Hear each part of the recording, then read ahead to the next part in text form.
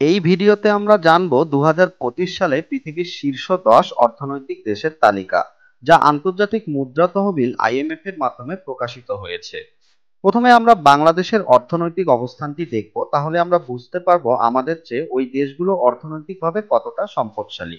IMF এর প্রকাশিত তথ্য অনুযায়ী 2025 সালে বাংলাদেশের মোট জিডিপি 466.22 বিলিয়ন ডলার এবং প্রতিটি মানুষের মাথাপিছু মাসিক আয় 28,267 টাকা। আর এই পরিসংখ্যান নিয়ে বিশ্বের শীর্ষ অর্থনৈতিক দেশগুলোর তালিকায় বাংলাদেশের অবস্থান 35তম। এখানে উল্লেখ্য যে যেই দেশের জিডিপি যত বেশি সেই দেশের অর্থনীতি তত শীর্ষে থাকবে। এক্ষেত্রে মাথাপিছু আয়ের কোনো ভূমিকা নেই। শীর্ষ অর্থনীতির দেশেরও মাথাপিছু আয় কম হতে পারে। প্রথমেই জিডিপি কি জিনিস তা বলি। কোনো দেশের অভ্যন্তরে এক বছরে উৎপাদিত মোট দ্রব্য ও সেবার সামষ্টিক মূল্যই হচ্ছে ওই দেশের জিডিপি। ধরুন কোনো দেশে এক বছরে উৎপাদিত সকল দ্রব্য, যেমন কৃষিক্ষেত্রে ধান, চাল, গম, শিল্পক্ষেত্রে গাড়ি, যন্ত্রাংশ ইত্যাদি, আবার চিকিৎসা ক্ষেত্রে ওষুধ সামগ্রী ইত্যাদি যা যা আছে, এক বছরে এই সকল ধরনের উৎপাদিত দ্রব্যের মোট মূল্য ধরি 1 কোটি টাকা। এবার আসি সেবার মূল্য নির্ধারণে। ধরি দেশটির সর্বমোট জনসংখ্যা 100 জন।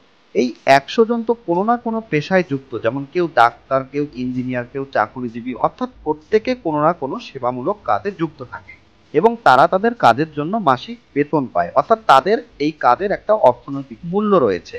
ধরি এই 100 জন নাগরিকের এক বছরের কাজের সম্মিলিত মোট মূল্য 1 কোটি টাকা।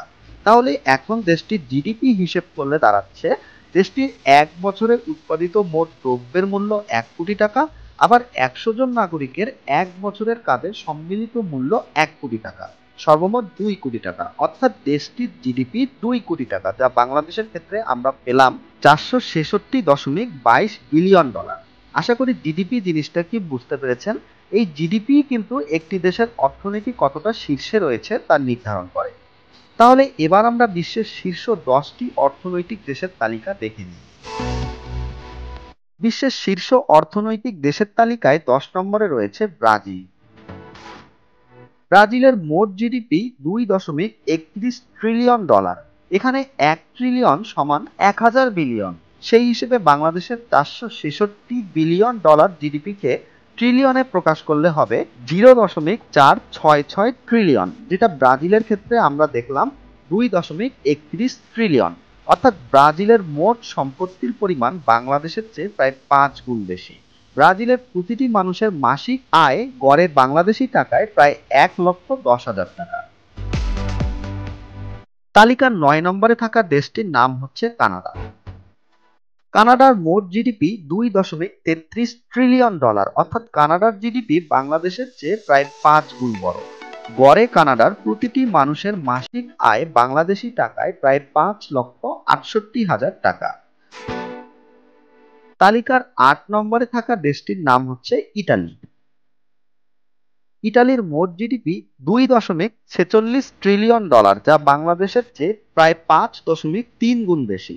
গড়ে ইটালির প্রতিটি মানুষের মাসিক আয় বাংলাদেশি টাকায় প্রায় 4,24,000 টাকা। তালিকার 7 নম্বরে থাকা দেশটির নাম হচ্ছে ফ্রান্স। ফ্রান্সের মোট জিডিপি 3.28 ট্রিলিয়ন ডলার, যা বাংলাদেশের চেয়ে প্রায় 7 গুণ বড়। গড়ে ফ্রান্সের প্রতিটি মানুষের মাসিক আয় বাংলাদেশি টাকায় প্রায় 5,03,000 টাকা। তালিকার 6 নম্বরে থাকা দেশটির নাম হচ্ছে যুক্তরাজ্য। যুক্তরাজ্যের মোট জিডিপি 3.73 ট্রিলিয়ন ডলার, যা বাংলাদেশের চেয়ে প্রায় 8 গুণ বেশি। গড়ে যুক্তরাজ্যের প্রতিটি মানুষের মাসিক আয় বাংলাদেশি টাকায় প্রায় 5,52,000 টাকা। তালিকার 5 নম্বরে থাকা দেশটি হচ্ছে আমাদের প্রতিবেশী রাষ্ট্র ভারত।